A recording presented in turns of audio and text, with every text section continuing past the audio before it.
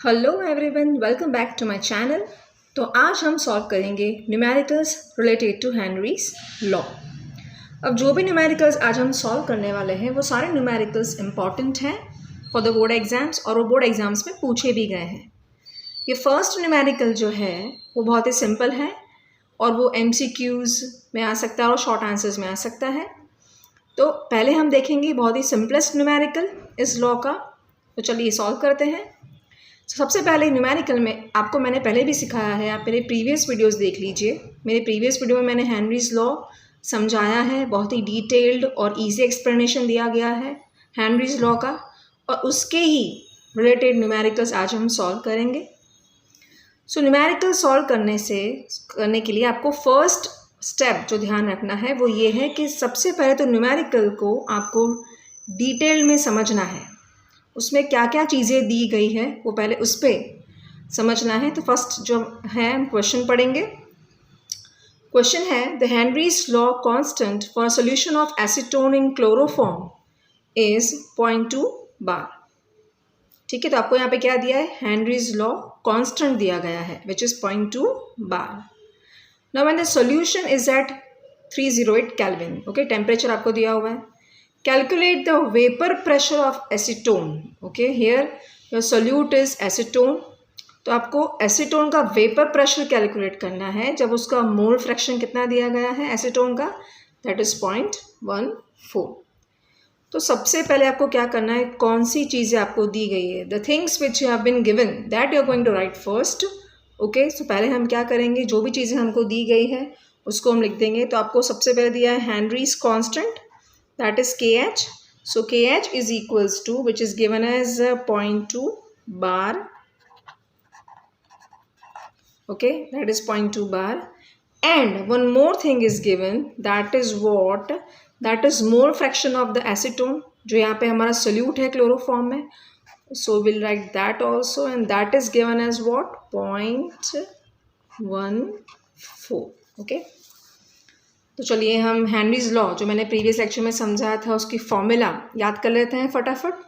तो क्या है हेनरीज लॉ, क्या बोलता है कि जो भी पार्शियल प्रेशर है सोल्यूट का, okay, that is equal to, according to Henry's law, partial pressure of a solute और partial pressure of a gas is equals to Henry's constant into the mole fraction of that solute in the solution. Okay, ये हमारा Henry's law है। तो अब हमें क्या करना है, वैल्यूज़ को पुट करेंगे। Okay, so what is your KH? KH is 0.2. What is your mole fraction? That is 0.14.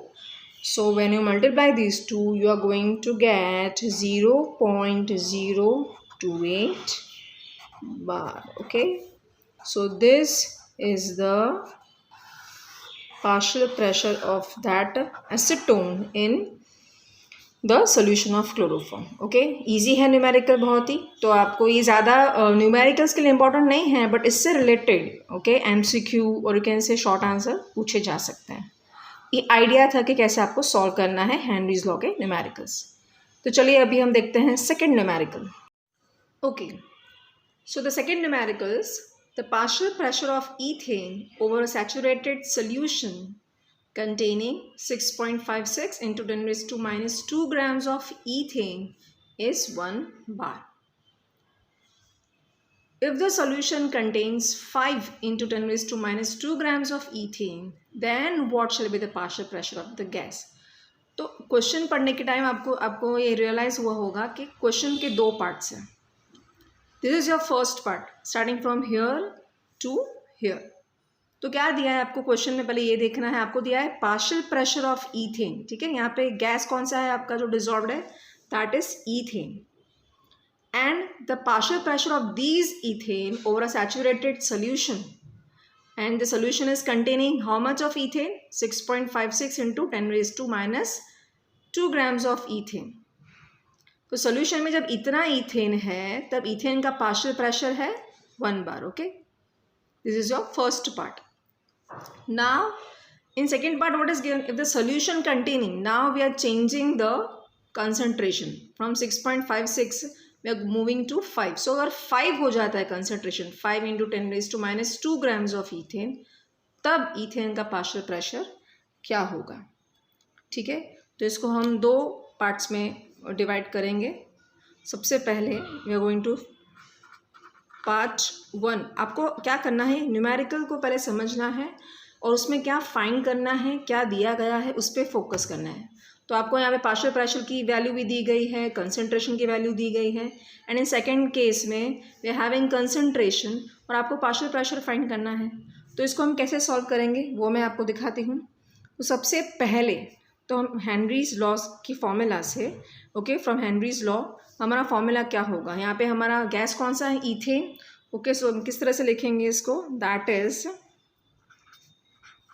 The partial pressure of ethane is equals to Henry's constant into mole fraction of ethane. ठीक है, ये हमारा formula बनेगा क्योंकि यहाँ पे ethane की बात कर रहे हैं. तो आपका गैस कौन सा हो जाएगा, पहले था A but here it will be now ethane.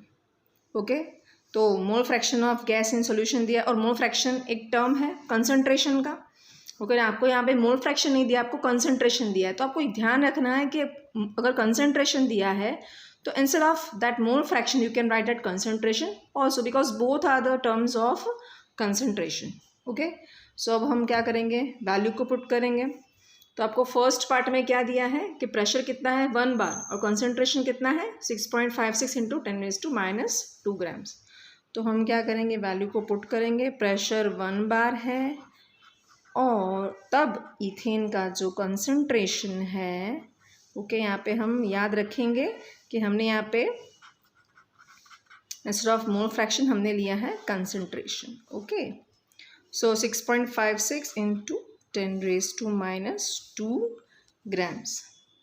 Okay, so when you are solving this what you are going to get 1/6.56 into, इसको एक काम करते हैं, ये टर्म को ऐसे ही छोड़ देते हैं, we are not solving it, इसको हम फर्दर यूज़ कर देंगे. ओके, सो आपको हेनरीज कांस्टेंट मिल चुका है, दैट इज़ 1/6.56 × 10⁻² ग्राम्स.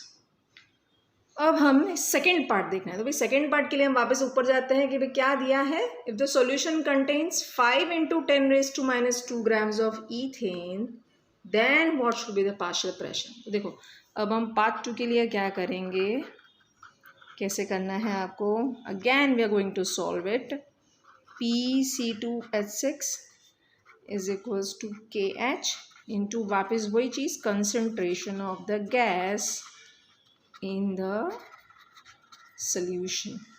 पर अब क्या है, हमें हेनरीज कांस्टेंट पता है. ठीक है, कांस्टेंट की वैल्यूज चेंज नहीं होती हैं, तो आपको कांस्टेंट मिल चुका है. कांस्टेंट की वैल्यू हम इसमें पुट कर सकते हैं अभी. ठीक है, तो चलिए पुट करते हैं. क्या था हेनरीज कांस्टेंट, 1/ क्या मिला है हमको इक्वेशन से, from equation 1 we are going to put this value. Okay, 6.56 × 10⁻². And what is the concentration of the gas in solution. Second part में हमें क्या दिया है, कंसंट्रेशन चेंज हो रहा है, दैट इज 5 × 10⁻². ठीक है, तो अब हम इसमें पुट कर देंगे 5.00 × 10⁻².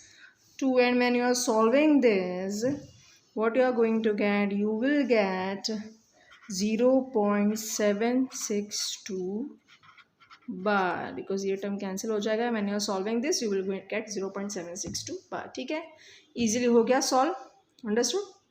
Now we are moving to the next one. So the next numerical is, and the most important numerical also, a type of it is also asked in exam. Instead of oxygen you are having nitrogen. Okay, so first we are going to solve this. इससे पहले हम समझेंगे question में क्या दिया है. If O2 gas is bubbled through water at 293 kelvin. ठीक है, वाटर में हम गैस कौन सा है, किसको बबल कर रहे हैं, ऑक्सीजन गैस को. Then how many millimoles of O2 would dissolve in 1 litre of the water. कितने मिलीमोल्स, यानी मोल्स आपको फाइंड करने हैं पहले, और आपको ये फाइंड करना है कि कितने मिलीमोल्स ऑफ ऑक्सीजन डिजॉल्व होगा इन 1 लीटर ऑफ वाटर. और आपको क्या क्या चीज़ें दी गई है वो देख लेते हैं. कि पार्शियल प्रेशर आपको दिया है ऑक्सीजन का, दैट इज़ 0.987 बार, और आपको हेनरीज लॉ कांस्टेंट भी दिया है, that is KH, and that is 34.86 kilo bar. Okay, सबसे पहले आपको जो चीज़ें दी गई है उसको हम लिख देंगे. Okay, so we are starting so आपको क्या दिया है, partial pressure of oxygen. Figure में आप क्वेश्चन में देख लीजिए पार्शियल प्रेशर ऑफ ऑक्सीजन क्या है, that is 0.987 bar. And one more thing is given, Henrys constant, okay, वो भी आपको दिया है, that is 34.86 kilo bar, okay. तो जब आप इसको कन्वर्ट करेंगे किलो बार में से बार में, so what you are going to do, will multiplied by 1000, okay. So 10⁻3, तो ये ऑटोमेटिकली बार में कन्वर्ट हो चुका है। ये आपको वैल्यूज़ दी है। तो भाई Henry's law, okay, from Henry's law हमारी इक्वेशन क्या थी जो हमने बार बार अभी यूज़ की है, that is according to Henry's law. यहाँ पे हमारा सोल्यूट कौन सा है, so partial pressure of oxygen is equals to Henry's constant into mole fraction of oxygen gas, okay, that is a mole fraction of oxygen gas। हम याद रखेंगे यहाँ पर क्या क्या वैल्यूज़ दी गई, चलो पुट करते हैं। So 0.987 is equals to KH, आपको it will be 0.987 is equals to what, आपको KH की वैल्यू तो दी गई है, that is 34.86 into 10⁻³ into what, mole fraction of O2 जो आपको फाइंड करना है। तो यहाँ पे मोल फ्रैक्शन ऑफ O2 क्या होगा, नेक्स्ट में हम देखेंगे। इसमें से फाइंड कीजिए क्या आएगा मोल fraction of O2, that is 0.987 divided by 34.86 into 10⁻³ and when you are solving this, what you are going to get, 2.83 into 10⁻⁻5। ये है आपका mole fraction of the O2 in water, okay. So ये याद रखना है। चलिए मूव करते हैं नेक्स्ट पे, second number, okay.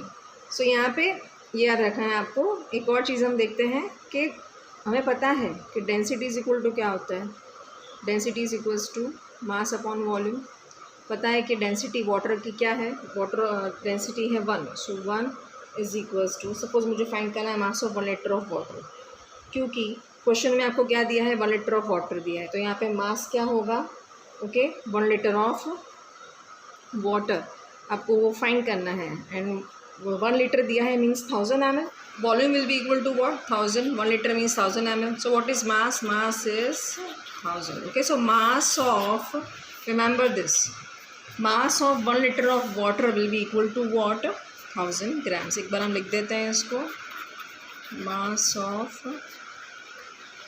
1 litre of water क्या होता है, 1000 ग्राम्स। कैसे आया आप देख सकते हो, okay. Density is equal to mass upon volume से हम कंसिडर करेंगे। डेंसिटी वाटर की 1 लेनी है आपको, हमेशा याद रखना डेंसिटी क्या है, that is 1 gram per centimetre cube, okay. So now we are having mass of 1 litre of water that is equal to 1000 grams, okay. अब मुझे सपोज इसके नंबर ऑफ मोल्स फाइंड करना है, नंबर ऑफ मोल्स ऑफ, ये हम क्यों करें मैं आपको बता रही हूँ, पहले हम एक बार देख लेंगे। Number of moles of water in this 1 litre, भाई 1 लीटर पानी में वाटर के मोल्स कितने हैं वो हमें फाइंड करना है। So it will be equal to what is the formula to find number of moles, it is weight upon molecular weight. आप ये मोल्स की फॉर्मूला क्यों वेट अपॉन मॉलिक्यूलर वेट है, आप मेरे प्रीवियस वीडियोस चेक कीजिए मेरे चैनल पे जिसमें मोल्स के बारे में दिया गया है, understood. So what is the formula, that is weight upon molecular weight. And what is the weight, now we are having weight 1000 and what is the molecular weight of water 18, so that is equal to what 55.5 moles किसके हैं, 1 litre of water में number of moles of water है, ठीक है। तो मान लीजिए कि यहाँ पे n जो है that is what, number of moles of oxygen, ठीक है। हमने वाटर की बात कर ली, अब हम देख रहे हैं number of moles of oxygen कितना होगा इस सोल्यूशन में, ओके। तो मोल फ्रैक्शन का फॉर्मूला क्या है, अगर आपको mole fraction of oxygen find करना है तो आप ऊपर लेंगे in numerator number of moles of oxygen divided by total moles. Total moles क्या होगा यहाँ पे, number of moles of oxygen plus number of moles of water which is equal to 55.5, okay, that is equal 55.5। But देखिए यहाँ पे solubility of oxygen बहुत ही ज़्यादा कम है इन कंपैरिजन टू वाटर। तो हम क्या कर रहे हैं, इसको हम नेग्लिजिबल कंसिडर करेंगे, वेयर कीपिंग इट नेग्लिजिबल, कि इसके कंपैरिजन में number of moles of water के कंपैरिजन में ऑक्सीजन के नंबर ऑफ मोल्स कैसे हैं, दे आर वेरी लेस। तो इसको हम मान लेते हैं कि इक्विवेलेंट कर देते हैं n डिवाइडेड बाय, इसको हम डिस्कार्ड करते हैं क्योंकि बहुत ही छोटी क्वांटिटी है। सो n अपॉन 55.5। ओके, तो अब हमारी फॉर्मूला क्या बन चुकी है, number mole fraction of oxygen is equals to n upon 55.5। Understood. Now आपने पहले फाइंड कर लिया है मोल फ्रैक्शन ऑफ ऑक्सीजन, आपने पहले ही फाइंड कर लिया है। नेक्स्ट प्रीवियस पेज पे मैं आपको दिखा देती हूँ। That was 2.83 into 10⁻⁻⁵। इसका मतलब 2.83 into 10⁻⁻⁵ is equals to n upon 55.5। तो यहाँ पे number of moles of oxygen कितना होगा, दोनों को मल्टीप्लाई कर देंगे।